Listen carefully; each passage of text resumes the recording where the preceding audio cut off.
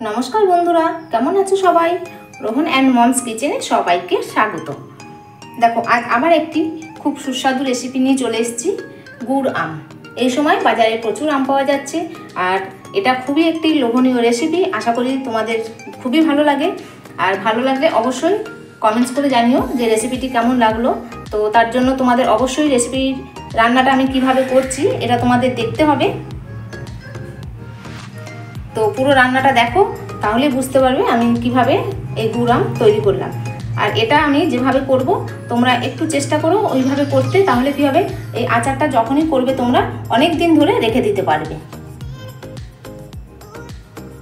আর এই আচার অনেক দিন ধরে রাখার জন্য যে টিপসটা লাগে সেটাও আমি ভিডিওর মধ্যে বলে দিয়েছি, অবশ্যই তোমরা একটু দেখে নিও।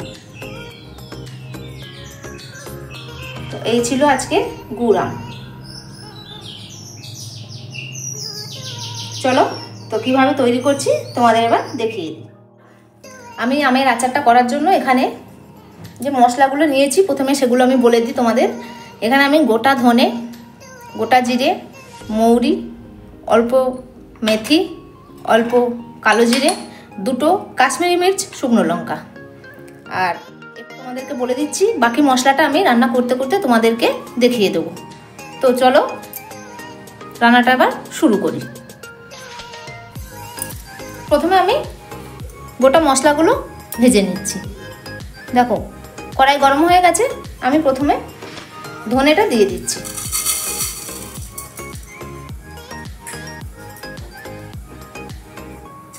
আমি এখানে যা মশলার পরিমাণটা নিয়েছি মোটামুটি 1 কেজি আম দিয়ে গুড় আম করা যাবে। গোটা জিরে, গোটা মৌরি, দুটো কাশ্মীরি মির্চ লঙ্কা, আর একটুখানি দারচিনি,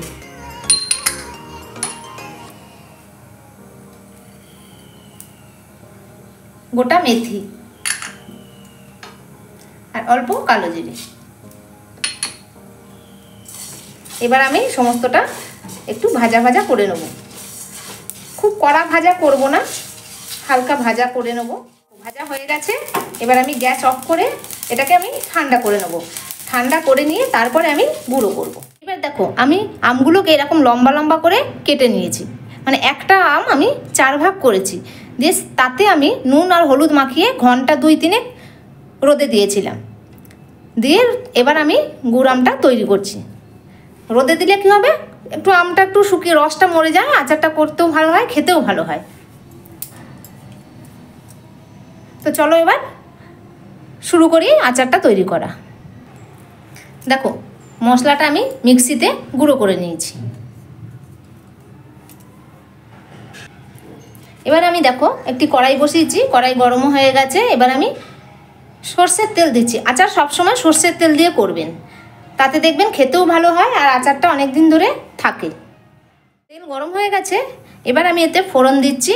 অল্প 5 ফোড়ন, দুটো তেজপাতা, আর 3টে গোটা শুকনো লঙ্কা। এবার আমি আমগুলো দিয়ে দিচ্ছি।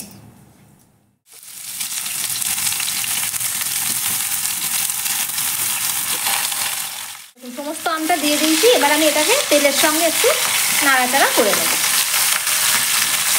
আমি এখানে নুন হলুদ আর দেবো না, যেহেতু আমি নুন আর হলুদ মাখিয়ে রোদে দিয়েছিলাম।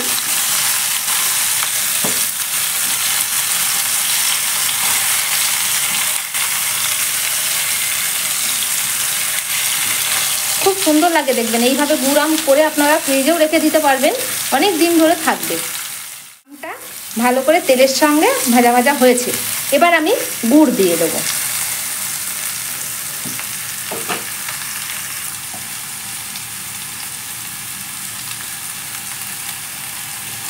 আমি গুড়টা দিয়ে দিচ্ছি। গুড় দেখবেন অনেকটাই যে শক্ত শক্ত থাকে, আস্তে আস্তে পুরোটাই দেখবেন গলে যাবে। দেখুন, গুড়টা দিয়ে দিয়েছি পুরোটা দিয়ে, এবার আমি আঁচটা সিমে করে ঢেকে দেবো। গুড়টা গলে যাক, তারপর আপনাদের নাড়াচাড়া করে দেখাচ্ছি।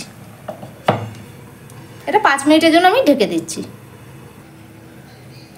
দেখুন, গুড়টা দিয়েছিলাম, গলে গিয়ে অনেকটা জল বেরিয়েছে।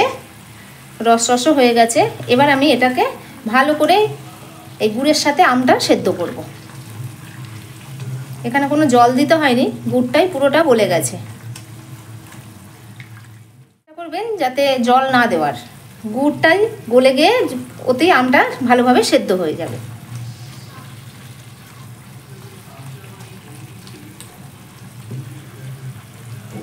এবার আমি এতে দিয়ে দিচ্ছি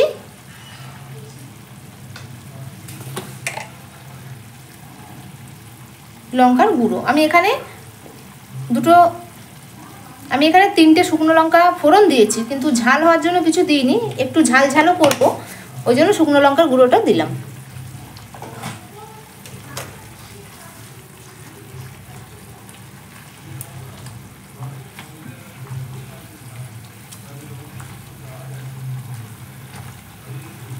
এই গুড়টাই ফুটে ফুটে দেখবেন খুব সুন্দর আঠা আঠা হয়ে যাবে।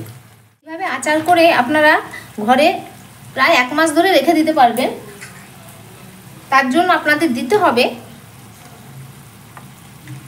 এই দেখুন, 1/2 চামচের মতন ভিনিগার দিয়ে দেবেন।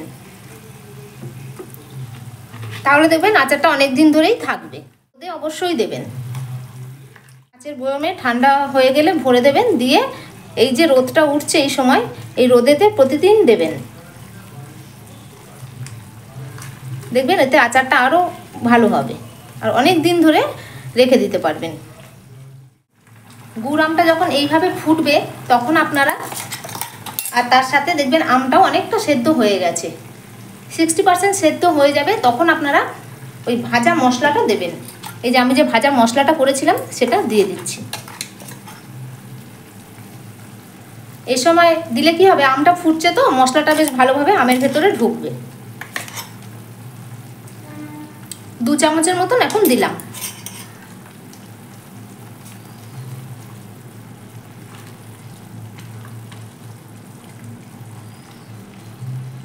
খুব সুন্দর একটা গন্ধ ছেড়েছে। আপনারা এইভাবে বাড়িতে বানিয়ে খেয়ে দেখবেন, খুব ভালো লাগবে। আর আচারটা এইভাবে করলে আপনারা অনেক দিন ধরে রেখেও দিতে পারবেন। বন্ধুরা, ওই মশলাটা আমি 2 চামচ দিয়ে আবার 10 মিনিট ফুটিয়ে নিলাম। এবার আমি কি করব, আরও 2 চামচ আমি দিয়ে দিচ্ছি।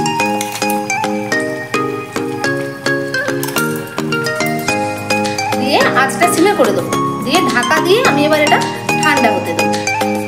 এটা যেটা তোমরা ঝোল দেখছো, এটা পুরো দেখবে আঠা আঠা হয়ে যাবে। আমি ঠান্ডা হয়ে গেলে তারপর তোমাদের আমি সার্ভ করে দেখাবো।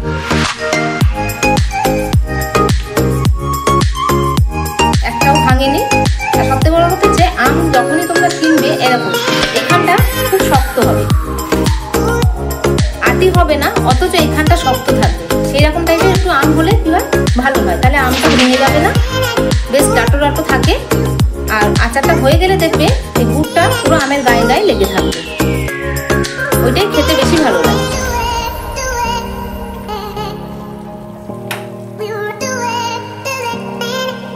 এবার আমি এটাকে ঢাকা দিয়ে রেখে দেবো।